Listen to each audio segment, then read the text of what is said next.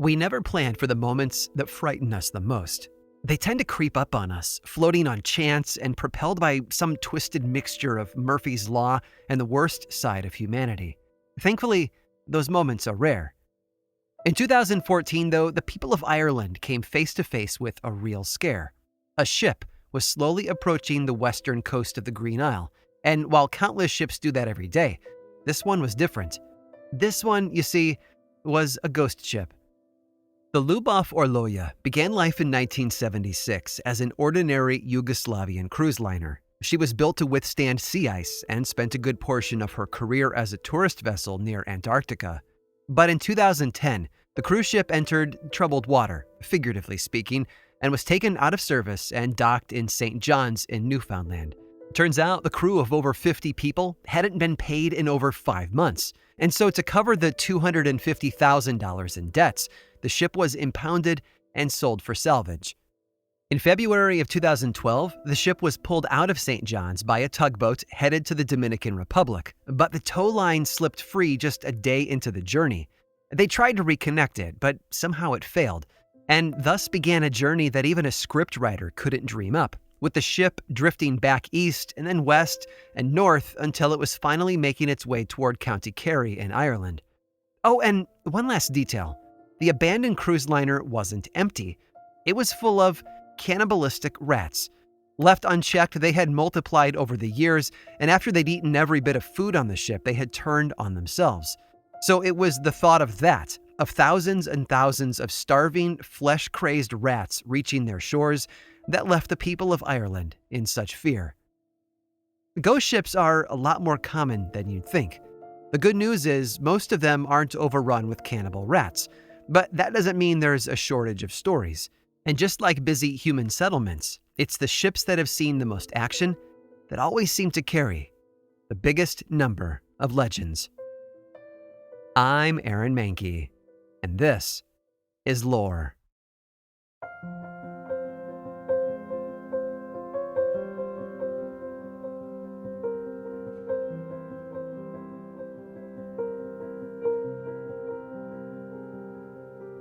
In the century between the mid-1800s and the end of the Second World War, the primary method of transportation between Europe and North America was the ocean liner. Today, we can easily hop on a plane and zip between locations, but in the era before powered flight, enormous ships did the job for us. Ocean liners were different from the cruise ships of today, though. They were stronger, could hold more fuel, typically carried cargo and mail along with their paying passengers, and they had thicker hulls. They could hold thousands of people at once and made their round-trip journeys constantly, week after week, year after year. America is a country of immigrants, and the vast majority of that immigration was aided by the ocean liner. My own paternal ancestors boarded a steamship in Bremen, Germany in 1893 and rode it all the way to Ellis Island in New York. I even have a copy of the ship manifest with their names listed right on it. My guess is that most of you could tell a similar tale. And at the core of many of those stories is the ocean liner. In the early 1930s, a new ocean liner was being built at a shipyard in Scotland. Legend tells of how the shipbuilders approached King George V and told him that they wanted to name the ship after England's greatest queen. They meant Queen Victoria, but before they could clarify, King George said, "My wife, Queen Mary, would be delighted to hear that." How do you say no to that, right? The RMS Queen Mary set sail from Scotland on September 26th of 1934. She was over 1,000 feet long and weighed in at just shy of 82,000 tons. Throughout her 12 decks, she could carry over 2,000 passengers and over 1,000 crew members. And she was fast, very, very fast. Between 1936 and 1952, there was only 1 year where a ship was faster than the Queen Mary. And that speed caught the attention of the British military when World War II broke out. In 1940, she was converted into a troop ship, bumping her passenger capacity up from 2,000 to over 15,000. For an empire with troops scattered all across the globe, the Queen Mary became invaluable in getting them all to Europe to aid in the conflict with the Axis powers. In October of 1942, as the Queen Mary was approaching Britain, an escort ship was sent to protect her during the final leg of the journey. The HMS Curacao was tiny in comparison, but that wasn't unusual. The Queen Mary was enormous. What was unusual, though, was the navigational error that the Caroll made. She mistakenly crossed directly in front of the larger vessel and was essentially run over, like an elephant through a small wooden fence. The Caroll was sliced in two, and 331 of the ship's 432 crew members perished in the disaster. The Queen Mary, though, was essentially unfazed and never dropped speed out of fear of possible German submarine attacks. In December of 1942, over 16,000 American soldiers boarded the Queen Mary, headed to England, and in doing so, setting a world record for the most passengers on a single vessel. And that record, by the way, still stands today. But along the way, a freak wave nearly 100 feet tall crashed against the ship and pushed her over. She came within 3 degrees of capsizing, and the events of that night went on to inspire the classic 1969 film, The Poseidon Adventure. At the end of the war, the ship stayed on call to transport American troops home, as well as making more than a few trips with war brides. Over 20,000 European women and their GI-fathered infants were transported to the U.S. on the Queen Mary, allowing them to reunite with their loved ones. They called the trips bride and baby voyages. In 1947, she was refitted for luxury passenger travel and operated in that capacity until 1967. 9 years earlier, the first transcontinental passenger jet had crossed the Atlantic, sounding the death knell for the world of ocean liners. After completing her 1,000th passenger voyage, the Queen Mary left port one final time and arrived in Los Angeles, California on December 9th of 1967. There, she was converted into a luxury hotel, museum, and tourist attraction, and she's never left port since. One last detail that should be mentioned, though. Due to her dark colors and stealthy missions around the globe, the Queen Mary was nicknamed the Gray Ghost. But rather than leave behind that ghostly reputation, it was after her arrival in the sunny state of California that seemed to trigger countless echoes of her dark past.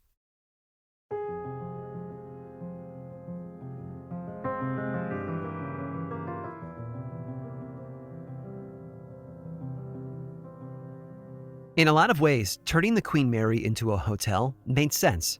Economically, it was much less expensive than building a brand new one. This was a ship designed for long-term accommodations, so converting it didn't require reinventing the wheel. And having transported over 2 million passengers during her career, there were a lot of people interested in staying aboard a ship that they thought they'd never see again.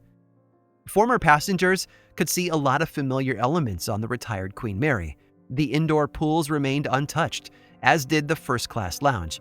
They could, in theory, tour parts of the ship that few passengers had ever witnessed, including the engine room and the boiler room.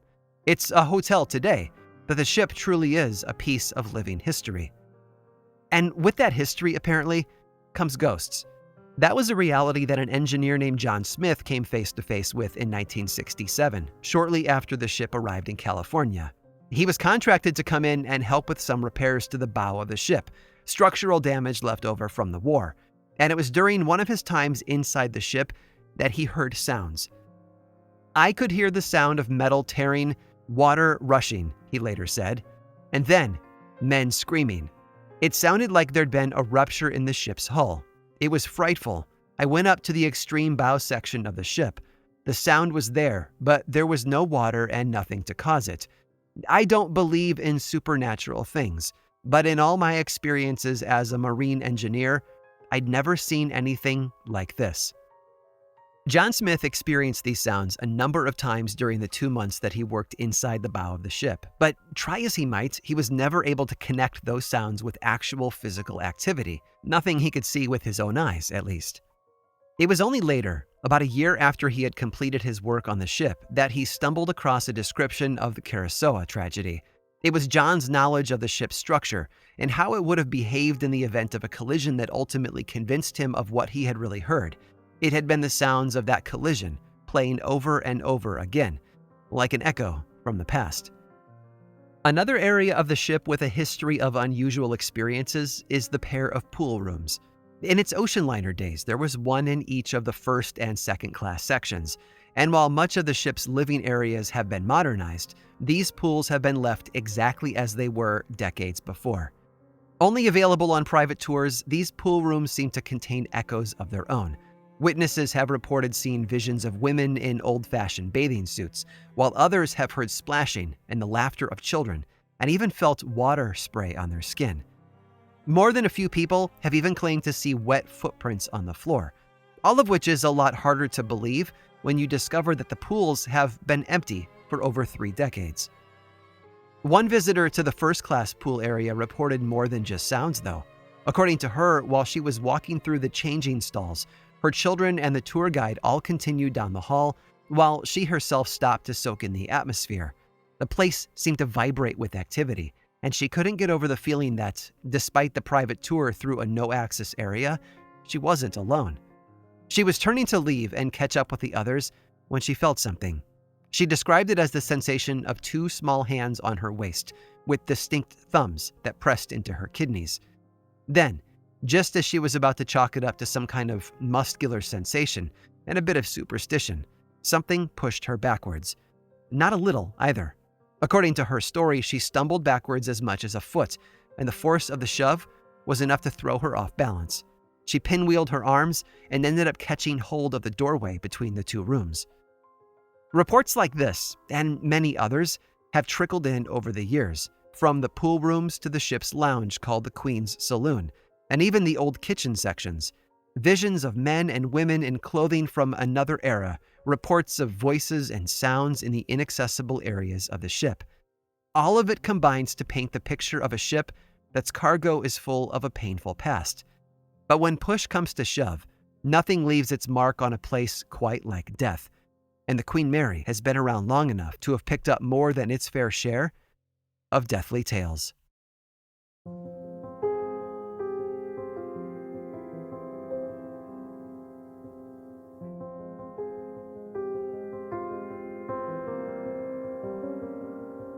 In the years after the Queen Mary's service in the war, she transitioned back over to a commercial ocean liner, and for a while it was back to life as normal. The crew worked hard, and when they weren't on duty, they enjoyed their downtime in much the same way the military crew before them had: card games, laughter, and a lot of drinking. In the fall of 1949, Officer William Stark ended his shift and returned to his quarters to change and relax. His captain had given him permission to enjoy a glass of gin, so he started to search for the bottle. After a few moments, though, he realized that it was nowhere to be seen. Considering this potential glass of gin was practically an order from his captain, he decided to go and ask the captain's steward, who always knew where everything was. That was his job, after all, provide for the needs of the passengers and crew. So when Stark told the captain's steward about this dilemma, the man, Mr. Stokes, located a gin bottle and handed it to him. According to the ship's records, Stark took the bottle and returned to his quarters. The steward went back to his own work as well, but several minutes later there was another knock at his door. Officer Stark had returned, and he didn't look well. It turns out the bottle had indeed been a gin bottle, but it had already been emptied by someone else long before. The liquid inside wasn't gin at all, but an acid cleaning solution. Apparently, Stark had taken a deep, urgent swig of the contents before his taste buds alerted him to the danger. And by then, it was too late.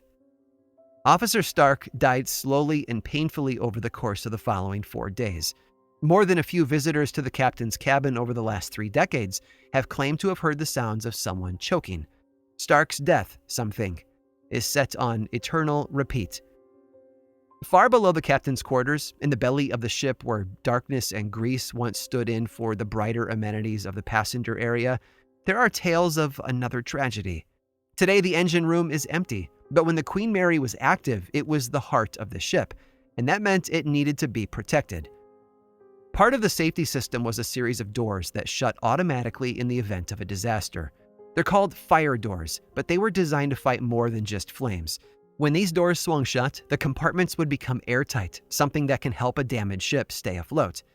In 1966, the ship conducted a routine fire drill. The alert was sounded and safety systems were engaged, including the fire doors. But they closed slowly, slow enough at least to allow crew to slip in and out of them a few times. And according to the legend, 18-year-old John Petter wanted to see how many times he could slip through before it shut. No one remembers his final count, but they remember how it ended. When door 13 slammed shut, Petter was halfway through, and these doors don't stop. He was instantly crushed. During the months the ship was being converted into a stationary hotel, the ship was patrolled at night by guards with dogs. One guard spoke of an experience he had while on the job. According to him, while walking through the corridor near door 13, his dog whined and growled at the darkness ahead, and then locked its legs and refused to walk farther. That's when the guard heard the sound of metal rolling across metal, as if one of the fire doors happened to be closing between chambers. The guard did what most of us would have done in a similar situation, too. He ran for his life. In the late 1980s, one of the tour guides was closing up areas of the ship after the last evening tour. According to her story, she was near one of the hotel escalators when she looked up and saw a man standing higher up the steps. She described him as dressed in filthy work overalls, with a young, bearded face. She glanced around the area to see if anyone else was nearby. She wondered if maybe it was nothing more than a prank, or that there was a new construction project she hadn't been made aware of yet. When she turned back to the escalator, the figure had vanished. She had no idea who the man had been, where he'd come from, or where he went, but the experience left her feeling very unsettled. It wasn't until many years later that this woman had a chance to see some old photographs of crew members from the ship's history. In one of those photos, she recognized the youthful face and beard of the man she had seen on the escalator, and the photo identified him as John Petter.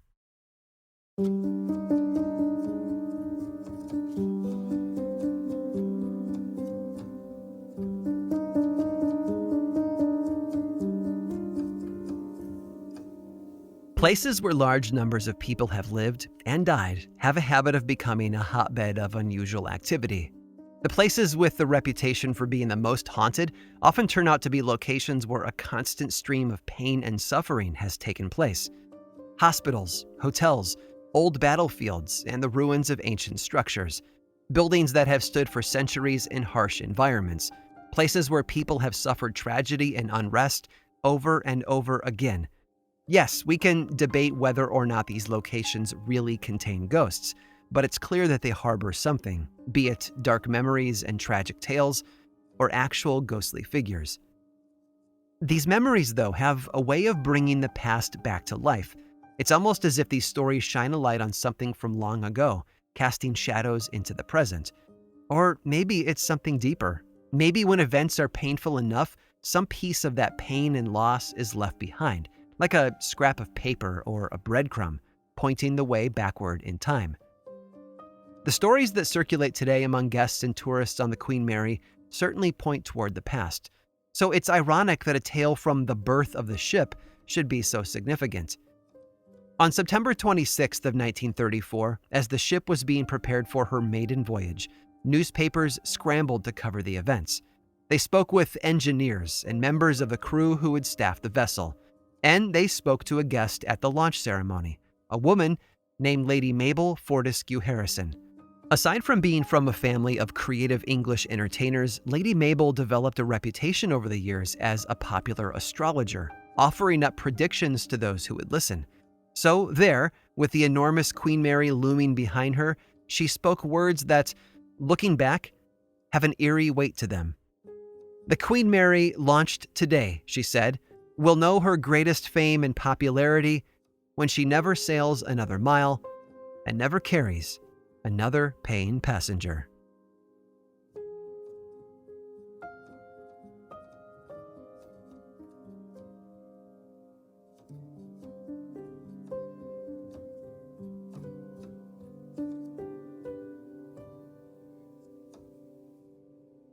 Ghost ships are one of those branches of folklore that always attract attention.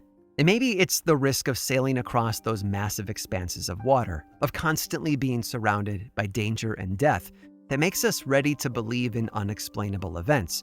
Or perhaps it's just the dark romance of the sea. Regardless, the Queen Mary is not the only vessel to meet a chilling and mysterious end. I've got one more fateful voyage to take you on.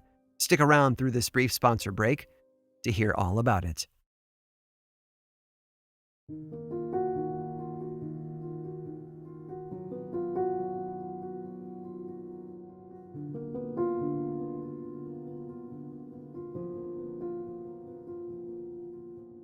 The Lube Orloja and the Queen Mary are ghost ships in the truest sense of the phrase.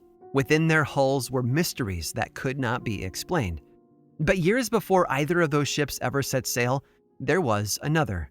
It was, according to some historians, the very definition of a ghost ship, although you'd be hard-pressed to find anyone who was there to talk about it.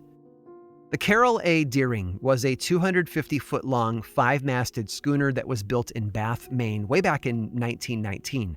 In August of 1920, it was loaded up with coal from Norfolk, Virginia, destined for Rio de Janeiro. Its captain, World War I hero William H. Merritt, got sick shortly into the trip and was dropped off in Delaware along with his son, who happened to be the first mate. Merritt was replaced by Captain W.B. Warmell, a 66-year-old retired veteran, with a new first mate in Charles B. McClellan. The Deering, barely a year old and in perfect condition, was manned by a crew of 9 Scandinavian sailors. They were very experienced and got the ship back on track in early September. The trip to Rio de Janeiro went smoothly, but after the voyage was complete, problems started to crop up. For one, Captain Warmell wasn't a fan of his crew. He'd been overheard bad-mouthing them to another captain during his stay in Brazil. The first mate also had opinions, but not about the crew. He, it seems, hated his boss. On one particular night, McClellan got drunk and let loose with a string of insults about the captain, like how he couldn't see straight or discipline his crew. He was also heard brazenly discussing his wishes to get rid of Captain Warmell for good. Well, McClellan was jailed for that behavior, and who bailed him out? None other than his mortal enemy, Captain Warmell. Then the two men, along with the rest of the crew, returned to the Deering on January 9th of 1921 to begin their journey home. Almost a month went by before the ship was finally spotted again. A lightship captain at Cape Lookout, North Carolina, caught sight of it and hailed a greeting. A lightship is an anchored vessel that basically acts like a mobile lighthouse, there to guide passing ships and provide assistance. And one of the crew members of the Deering responded. He told the lightship captain that their ship had lost its anchor and requested that the ship's parent company be alerted to the situation. But the lightship captain wasn't buying it. There was something off about the ship and the crew member that he was talking with. For one, this random person didn't sound like a captain or a first mate. Secondly, it looked like the rest of the crew was just milling around. No captain would have allowed such a thing. It was seen one last time on January 31st on the edge of the Diamond Shoals near Cape Hatteras. The Coast Guard noticed that it had run aground. This wasn't an uncommon sight for the area. The Diamond Shoals were known by many as the graveyard of the Atlantic for this exact reason. A few days later, once the stormy weather had passed, Captain James Carlson and a small rescue crew steered a tugboat up to the wreckage. What they found, though, was puzzling. The Deering's lifeboats and anchors were gone, as were many of the important navigational tools. The ship's logs were also missing, and there was still half-cooked food in the galley. But it was more than that. The steering equipment, like the rudder and wheel, were in shambles. Someone had propped a sledgehammer against a nearby wall. And red lights had been run up the mast, a signal that the crew had been in need of help. Which brings us to the final mystery. Where was the crew? There wasn't a soul left on the ship, not even a body. 5 branches of the United States government investigated the wreck, but no one had any answers. There were theories, though. Some believed that the crew, led by McClellan, had mutinied and murdered Captain Warmell. Several pairs of boots had been discovered in the captain's quarters, indicating multiple people had been staying in there. There was also a map left on board. Warmell's handwriting on the map only lasted until January 23rd, at which point someone else's handwriting took over. Knowing their lives were about to be over if they were caught, the crew possibly abandoned the ship and started new lives for themselves under false identities. Another theory claimed that there had been a rum-running steamer ship just behind the Deering. The light captain had hailed it to no avail. A rum runner was a vessel importing illegal liquor into the country, and it was possible that its crew had boarded and executed everyone on the Deering to keep them from mentioning the rum runners to the authorities. Pirates were also thrown around as an idea, especially by Warmell's widow. She believed pirates had killed her husband and the crew, but there was no evidence to support her claim. Perhaps she just wanted to believe her husband had died in a more noble fashion, rather than at the hands of a crew. And of course, given someone's disappearance and stories of similar ships going missing around the same time, Some believe the Deering had been yet another victim of a paranormal encounter. After all, these ships had vanished within the vicinity of one particular spooky place, the Bermuda Triangle. We may never know the true story, as the case was closed in 1922 with no formal conclusion. All the evidence is gone. The Deering was blown up with dynamite, the pieces of its splintered hull lost to the deep. No one who had been on board was ever seen or heard from again.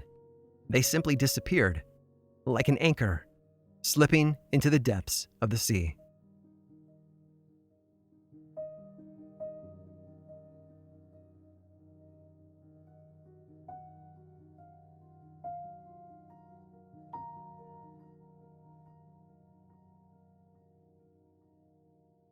This episode of Lore was researched, written, and produced by me, Aaron Mahnke, with additional help on the epilogue from GennaRose Nethercott and Harry Marks, and music by Chad Lawson. Lore is more than just a podcast. There is a book series available in bookstores and online, and 2 seasons of the television show on Amazon Prime Video. Check them both out if you want more lore in your life. I also make and executive produce a whole bunch of other podcasts, all of which I think you'd enjoy. My production company, Grim and Mild, specializes in shows that sit at the intersection of the dark and the historical. You can learn more about all of our shows and everything else going on over in one central place, grimandmild.com. Then you can also follow this show on Twitter, Facebook, Instagram, and YouTube. Just search for Lore Podcast, all one word, and then click that follow button. And when you do, say hi. I like it when people say hi. And as always, thanks for listening.